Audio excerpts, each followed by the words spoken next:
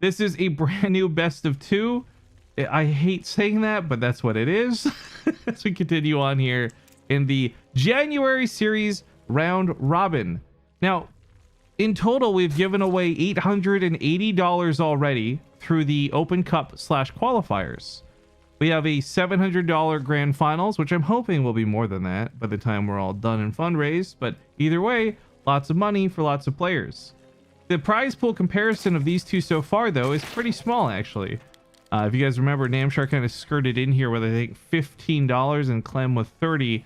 So they really have to win today if they want a chance to get the real big money at the end of the day. And I guess I'll explain Namshar's situation again in a moment, but really quick, let's get into it. Bottom left side of the map, we got the blue Terran player. He's Clem. And his opponent at the top right, playing for Infinity Gaming, we have the red Zerg, Namshar. Anyways, look, the phrase best of 2 doesn't really work because it's not technically a best of, but it's 2 games played. Think of it like that if that makes your life easier. Because you either win the series 2-0 and get a huge advantage over the other players, or you tie at 1-1 and map score starts mattering a little bit more. People who lose will be really, really stuck at the bottom, and people who win will be really, really sifted to the top. The point is, with this round robin system, there are 15 matches that need to be played in total. We are casting 10 of them. 5 of them will be playing off stream. But we have asked those off stream games to use WCS Game Heart, so if we want to, we can go into and grab them for replay's sake.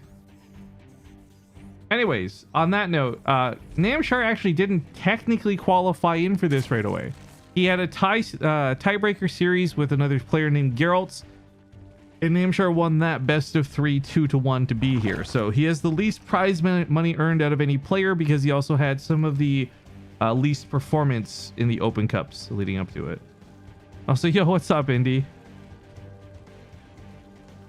If you lose the game coin flip for the second game, I mean, you could argue you're doing that just by playing TvZ, right? Wow.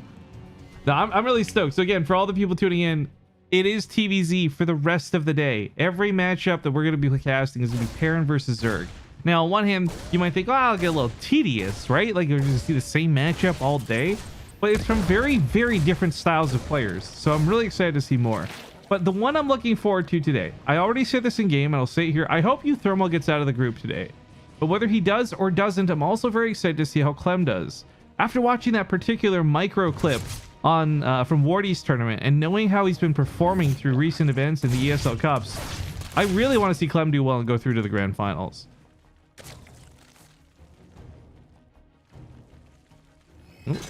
Oop. Nice grenade. He's still gonna lose the Reaper, but good scouting, good damage. Oh wait. Ooh, okay, second queen gets him. That's a cleanup right there. I guess, yeah, here, let me ask you guys in chat really quick, since we don't have tons and tons of people on the stream right now and I can actually read your replies. Of the 6 players competing today, who are you guys rooting for the most? I would love to hear who you guys are cheering for. There's not many Terran in the group today, but there's Terran in the group today. So I'm hoping one of them gets through. The key thing, of course, is the top 2 from here will play the top 2 in North America. And North America actually has quite a few Protoss in it. So that'll be kind of cool to see how that lines up. A lot of votes for Clem right off the bat. I'm proud of you guys. Good answer. I want all Zerg to lose. Oh no, have I bred that community? Is that the... Are those the people I have in my chat today? Oh no. I told the non-subs about your pants situation. How dare you? In the end, we all win. I mean, true. We're going to get really good games today. You're going to get some mediocre coverage of some really good games today. I'm hoping that we get a lot of mid-tier games. Like, if we obviously, sometimes you just get that 30-minute game. It's super epic. No one's going to complain. My biggest fear, though, is that we're going to have like too many 2-Raxes or too many Roach Ravager all-ins. And I just don't want today to be over too quickly. I love TvZ. This is my favorite matchup. I don't love where it's at right now, if I'm being completely honest with you, but I do love the matchup in general. Also, a really nice identifier out of Clem to see that creep tumor. This is such an old school trick. This is like back in the day of Wings of Liberty. This was actually used quite frequently and was talked about a lot more because Creepster was a lot more dangerous back then too. But taking the time to clean up that one tumor was really nice, using the rocks to provide that splash damage. These Hellions are also trying to kill this last tumor. He might attack his own Hellion just to do it.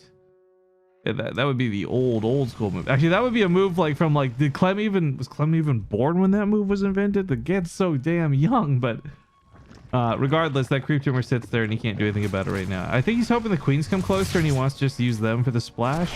He's very aware of where it is, but through all of this, the distraction of the Hellions has worked out well enough to sneak a Liberator here on the backside. He grabs 2 drones and he backs away. The longer this can stay out here, the more effective it's going to be, because the threat of a Liberator is oftentimes more dangerous than the Liberator itself. As you see, all the queens are poised and ready to intercept. And when I say queens, I of course mean ground tempests. Third CC gets established for Clem while this goes on. Fourth base starts up for Namshar to the top side. Talking about Namshar a little bit here, we know his playstyle very well. It's very clear that his late game goals are to get to lurkers when he can.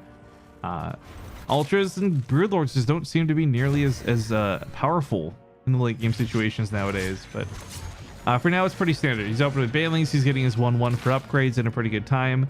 And Clem, of course, is playing Bio, so he won't have to worry about, Namshar rather won't have to worry about changing his playstyle to accommodate mech. Oh my god, if the, Ground Tempest, what if Tempest are just air queens? Oh my god, you're right. It's like the existence of Adam Driver implies the existence of Adam Passenger, except in this case, the existence of Ground Tempest implies the existence of Sky Tempest or Sky Queens. Yeah, that range should be a little ridiculous. I promise, guys, I'm just sleep deprived, not stoned today. The Marines pushed off this initial Ling attack. There's no Banelings attached to it, so this is a pretty easy thing to deflect. The wall is mostly up. The CC's not done yet, but I mean, that's a 4th CC. A couple of Marines standing behind it should be okay to hold this, but he's going to have to actually respond to it. So all rally reinforcements will probably go down to the 3rd base. He continues pushing northwards. I believe the armory is not done. Oh, it is. He's got Hellbats then. Okay, these Hellions can transform into Hellbats. Would be really, really useful. Of course, any fight on creep is never fun to take against the Zerg player, but Baneling speed is not done, so they don't have that 5 extra HP, nor do they have that speed advantage. Maybe they can hit some Hellbats clustered up, but if they do, then it means they're not shooting the siege tanks. Playing from behind's really good. These Marines are getting off the creep. Takes care of most of the Banelings, and one of these tanks actually perseveres through the fight. This is huge. If both tanks go down, Clem's push might come to a stop. But with that one tank still established, focusing down some Banelings is not going to be too difficult at all. In fact, you should be able to just pick up everything here and get right on out. So a nice kill on the hatchery. But for being honest, well, that was a really good trade. Namshar hurt himself more, I think, losing the Banelings than the hatchery itself. If he knew he was going to lose the hatchery, I think he would have just let it go. But he really wanted to hold on to that.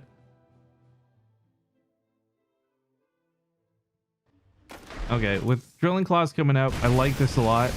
If you guys tuned into the cast last night, actually Nathanius and I talked about this a very brief moment, but I definitely like Drilling Claws and I like Widow Mines when the Mutalisks are in play a lot more than Siege Tanks. Siege Tanks obviously help a lot versus Banelings, and they can oftentimes get a second shot off where Widow Mines don't, but Widow Mines mean the Mutas won't be as scary, and that's, I think, worth a lot. Now he's pushed off here in the middle of the map, but Clem's army hardly falters to this. This Mutalisk giving chase is actually kind of suicidal. Clem could just turn around and kill it. Yeah, exactly. A waste of 100 minerals. Thor's coming out too. I don't think Thor's will be that important. In fact, wait, can this get out of the base? Oh my god, this Thor has to actually go all the way around to get out of the base. Oof. That rally though. Why is Clem teamless right now? Yeah, a lot of people are changing teams and getting picked up by people. I don't know what the exchanges are right now. I know, is Wardy still looking to pick up somebody? I can't wait to see someone sponsored by Wardy play in Wardy's own tournaments later. That's going to be super self-serving. And that's going to be super funny to see. But yeah, Psystorm just recently sold out to another team. Infinity Gaming's been pretty much pumping their players up, which has been cool to see. I think they're rooting for Namshar today, obviously. And that Widow Mine looking for the good shot. Doesn't go off on the Banelings, but it takes out a lot of the Lings, giving the freedom of these tanks now to fire back. This base is almost dead. That's a planetary fortress. He really doesn't want to lose this, but it's going to go down. The Widow Mines, of course, burrow fast, but even though they snap off on a Mutalisk, it does take 4 to kill a cluster. 3 will take him to almost dead. force what kills them all. That being said, though, base for a base isn't too bad of a trade for Namshar in this situation because his army supply is just in such a bad way. So, you know, killing that base down there and then bringing the mutas back home to fight. Families decide to roll in. It's on crate. Medevacs pick up. This is dangerous. One full medevac gets picked off. Namshar could pursue this, but there are widow mines sitting here. A small safe place for Clem to have gone to, but doesn't. Also, he unloads the Marines over here. There's a missile turret by the sentry tower. Okay. I don't know why that's there, but thank God it is, because that actually really just helped ward off the mutas. Clem lost a lot for the retreat, but he's actually got a really strong army still standing, and that rally of units that was bulked up down here has now met the front lines. Look, jokes aside, I actually really like this missile turret for a couple of different reasons, but the mutas are still gonna be a problem. The family still might be. Look, this is such a gamble. Widow mines are such a freaking gamble, because these widow mines might go off on one Zergling, or they might go off on 34 of them. Realistically, it's a gamble, high and low. But I think a good trade, or like a really solid trade outside of getting banelings, is just trading out 1-for-1 with the mutas. Still isn't too bad. That's cost efficient. Second shots go off even better. Namshar should have overseers with this army, by the way. I'm a little surprised he doesn't. I mean, he knows where some of this is. Oh, that got like 18 kills. That was a good splatter there. But yeah, with no overseers, there's no way to see the widow mines and deal with this. The mutas, of course, don't care about that. They go for the SCVs. This is expected. I mean, when mutas are in play, it doesn't matter whether it's 8 or 18. You're going to lose workers, and that's just acceptable. It's a matter of how many workers you lose and how you manage this. And so far, it's not been clean for Clem, let's be honest. This has killed 7 and a couple liberators, but it is preventing him, or rather, Clem is preventing Namshar from getting too much more. So initially messy, as you would expect versus mutas. I think this has been an acceptable amount of losses at home. Namshar is still in a bit of trouble. However, this distraction was particularly useful because he didn't do this just to kill some SCVs. He's actually kept the army at home while he gets the hive tech. And as we all know, this is usually the most vulnerable a Zerg player will be in a given game. You're spending a lot of money on tech. You're not going to have a lot of army units because you're spending that money on tech. So typically you might be a bit weaker to a push. And Namshar's down in supply right now, and that would certainly be the case if Clem was just full force on the other side of the map. He's going there now, but Hive's almost done, so that weak spot's pretty much covered at this point. Hive tech. Yeah, he's halfway to hive tech. Now it's finished and good. Welcome, my name's Jorgen. This is the European cast. Do you smell that? It smells like pussy. See? Clem running away like a coward. Off of the creep. I'm not sure what I'm doing or why I'm doing it, so we're going to stop before I piss somebody off. But banelings do get some okay connects, but there's no way to chase this down off of the creep. The widow mines are still guarding some of the bio here. The mutas are the biggest problem, but so many Marines actually survived the fight. These mutas really can't engage this. If this was more Marauders than Marines, of course, that wouldn't be the case, but Clem is just being Clem right now, and he's kicking a lot of ass is what it comes down to.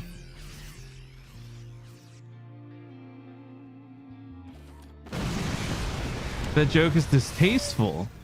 What, Heartbroke? You got something in common with DJ Khaled, dude?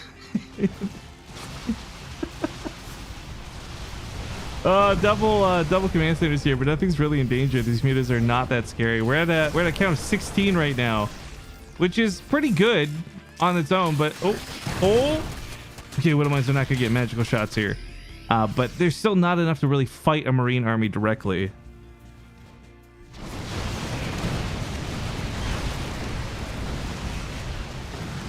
Oh, that's gonna sting. I don't know if it matters that much, though. Oh, it does. Oh, especially with this many banelings over here. Rolling around right now with 23 for Namshar is enough to take on these Marines, unless the Marauders are on the front line and soak the hits. Namshar's coming back with the mutas to try and help this, because he needs a way to deal with these libs, right? But the widow mines get some okay trades. Your big shot off of the banelings to the south side.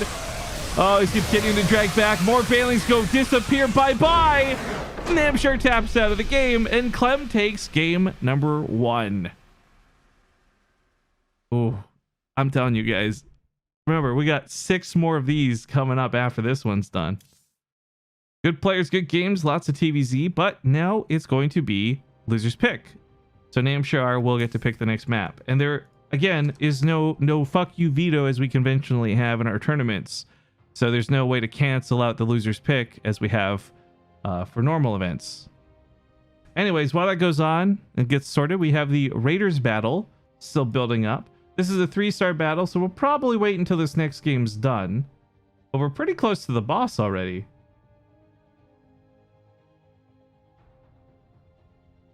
Nate says, thank you for using mines and not tanks. Dude, not even just that it's mines. It's that it's mines with drilling claws. It's just so good. But yeah, we're just giving a moment here to pick their map, guys. What's the next match after this? Sorry, like I said, it's all on Team Liquid. Denver versus Namshar. Okay, it's Denver versus Uthermal after this, by the way.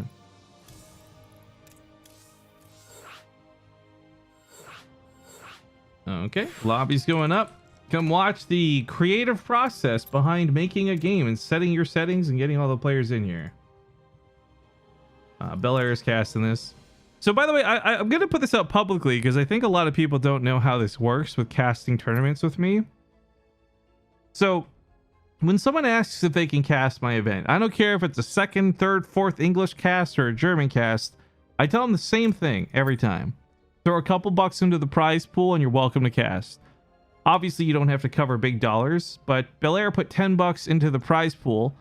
And again, that's money for the players, not for me. So I was very happy to let him just show up and cast today. So that's why Bel Air's here. But yeah, general PSA, if there's anyone watching this, you ever want to cast games on BaseTradeTV, typically all I ask is you contribute a little bit to the prize pool for the players, and you're more than welcome to join. But I'm not trying to sell spots or anything. I'm just saying PSA, because some people get really confused about when I ask about that, or asking about how to get involved with this stuff. The other question I get all the time on YouTube more frequently, which I find odd, is how do you get into these tournaments that you don't create, like IEM and ESL? And for anyone out there who's curious about maybe starting their own casting career, first off, don't. There's no money in StarCraft. This game's dead. Maybe 2 years from now it won't be. Come back then. But in all seriousness, if you want to still try, you just got to apply. It's as simple as applying, frankly. A lot of people think there's like some big back channel, old boys club shit. 9 times out of 10, if you want to do something, just apply for it. Easy peasy. Anyways, guys, it's game number 2. Spawning here to the top right. 6 splits, good Widowmine decision making, and a lot of Marines have him with 1 point to 0. It is Clem. His opponent to the bottom left, the blue Zerg player, the one and only Namshar. Heartbroke is hitting the rally boss. Good to see. We are, of course, back on the rally train, but I do want to let you guys know we are so far ahead of Nikki Taylor right now. Like, there's like, what, 2 or 3 days left in this month? We have something like 105 bosses killed. She did a stream last night. She's on 80. Guys, we're about to get 30 subs on this channel. And the best part isn't just that we're going to get 30 subs. It's that we're taking 30 subs out of the pockets of League of Legends. So not only will she be feeding bot lane, she'll be feeding me too. Oh, I gotta remember. That's a good one. I gotta save that. Is it really best of 2? Oh my god. Okay, you know what? You guys ready for this? The sickest edit of all time coming up. Text at the bottom says best of 2, and that's confusing people. Let's change that, all right? 2 games are played no matter what. I know it says best of 2 air quotes, but it's not really best of. There you go. Look at that text taking up half the screen. Is that better? Is that, now do you guys understand? Are you gonna have to keep at here? Maybe I should make it bigger too. There you guys go. All right, there you go. 2 games. Easy peasy. 1 up, 1 down. Let's go. I still don't understand. Son of a bitch. Look, that's how my math teacher taught me math in high school. When I didn't understand the question, she'd just write it exactly the same way, but bigger. And then if I still didn't get it, she would talk louder. Is that not working for you guys? Because that's how I learned. Also, I had the worst math teacher. And despite being an A student in every other category, I failed math. Honestly, the teachers made such a big difference than the subjects. But that's neither here nor there. How many games are played? 75. Don't even worry about it. I'm just gonna leave it blank. I don't care. Whatever. You guys should know the format at this point. 2 games. I should literally just have it say 2 games. Why did I make this a big deal of a thing? Hang on. I'm actually so stupid. Clem is gonna get the Reaper killed. Regrettable, but let's hang on. I'm just gonna make that say 2 games. We'll shrink it back down, obviously. Oh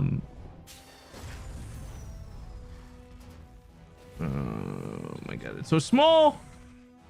Is it too big? It's a little too big.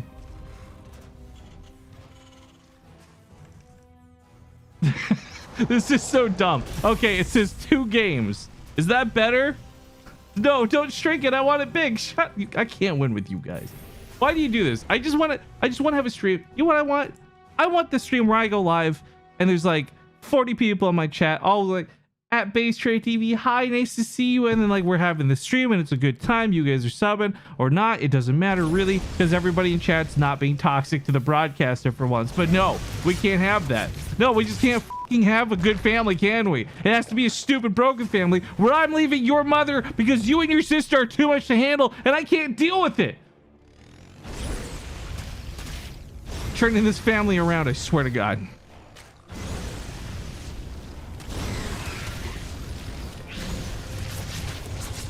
These Hellions are actually doing an okay job. The Lings don't seem like that big of a deal, but they block for the drones. So as soon as the Lings are taken care of, the Hellions go for the drones. 3 shots, 4 shots, maybe gets a couple more. 2 is not a bad trade, but 3 is better. 4 would have been great. 2 other Hellions are pushed off. Clem providing quite a bit of aggression, but the trade-off here is, well, he does kill some units. And realistically, this isn't a terrible trade. This one would be a lot worse. He does lose map control, right? So he's not policing the creep tumors. He's not putting pressure on. There's no threat because he's been cleaned up. There's actually a lot of freedom for Namshar in terms of the follow-up to this. But did he scout the Banshee or was he just paranoid? Okay, he scouted this and he scouted the cloak too. You're engaging the opponent. Thank you, Artosis. But I'm not. That's actually the player doing that. So that's awkward. You're a GSL commentator. You should know better. Anyways, Artosis' awkward misspeak aside, Sport I don't know why I'm shitting on Artosis right now. Sport crawlers have been set up and there's plenty of queens. The Banshees can definitely fight around the sport crawlers and grab 3 or 4 workers, but that takes a lot of attention, and if you're doing this, then Clem might not be microing these. Either way, Namshar's got to deal with these Banshees if he wants to relax. Clem though with the pressure of the second Hellions, that's so scary. I kind of almost wish he'd just pull the Banshee out.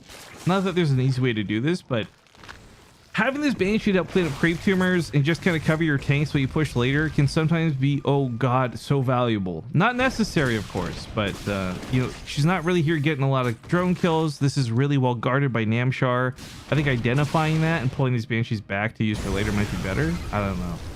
Either way, the threat still continues with Hellions to the north, and that Banshee, albeit idle, is killing a geyser in the main base. Namshar's not using a lot of gas right now, but losing this is also going to limit how much he can take. Oh my god, this is just like in Gold Rush when Big Red broke down and they had to rely on Lucifer for all of the gold at the end of the season, but Parker's team was like 300 ounces short of their goal. Meanwhile, Tony Beats was building a second dredge and... Sorry, again, I'm so obsessed with Gold Rush right now, guys. I can't. Oh my god, I can't stop. It's so good. It's so dramatic and it's so... I want gold! Shout out to like the probably 2 people watching this who even understand what I'm talking about right now. I've been sucked into this show, guys. I'm 2 seasons, but yeah, I'm on season 9. I didn't start at season 1. I just saw some YouTube clips that looked interesting, so I started on season 9 because I thought Adam Driver was in the Yukon, but it wasn't Adam Driver at all. It was Parker.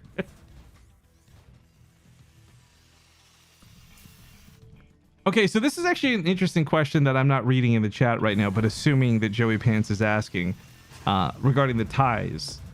Ties are actually kind of important. It makes the map wins more valuable. There's going to be a lot of ties. There's already been a lot of ties out of the games that have played today. But as I said, that's what makes the wins more valuable. Clem having a 2-0 under his belt pretty much almost puts him at the top of the group. It's going to take a lot of work, though, to secure those top 2 spots. Yo, 48 months on the resub. Haru, big message. Oh, God, what is this? Hey Rifkin, I give you a lot of shit, all good fun, but I don't mean any ill will, but I just want to say thank you for the great content that you do and the time you never get enough credit. Now back to trolling. I actually read through that very fast thinking that would be a trolling message, but those were actually really nice words, so thank you. I mean, from the bottom of my heart, fuck you, but oh, I keep that poorly, but thank you.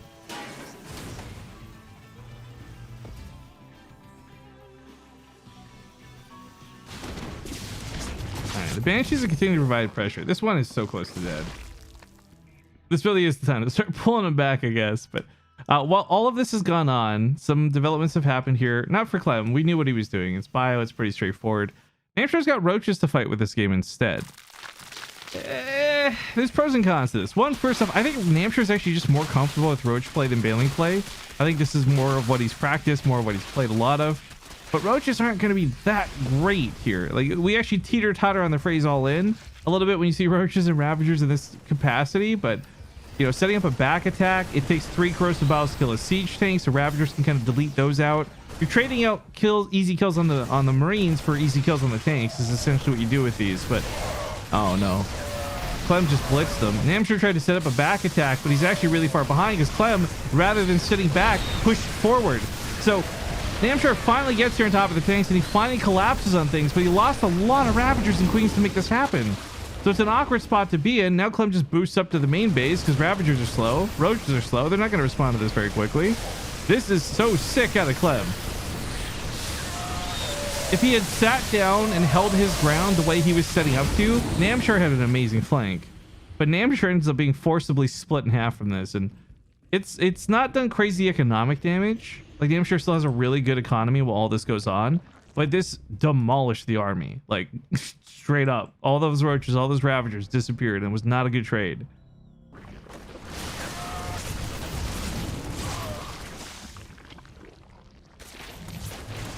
Double drops in the main are going to continue to provide pressure. Meanwhile, Namshar's only got the option to really go across the map. Like, he can't sit at home. He knows it.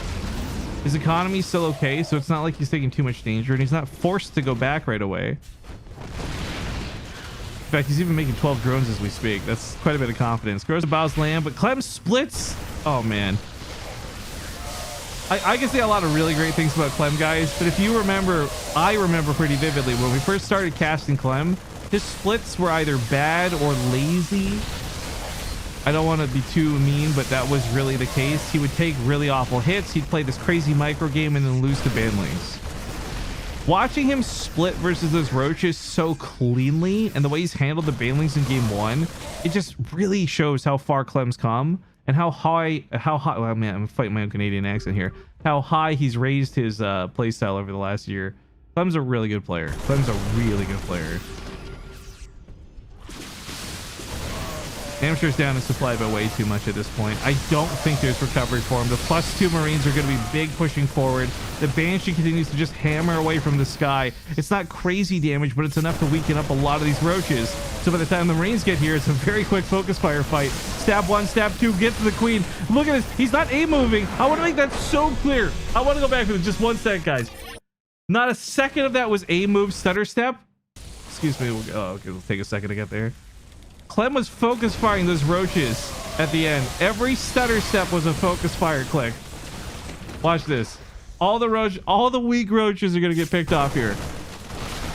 No random damage going to the full ones aside from the ones that run out of range. The focus fire 1, 2, Queen. Boom, boom, boom, baby. Clem.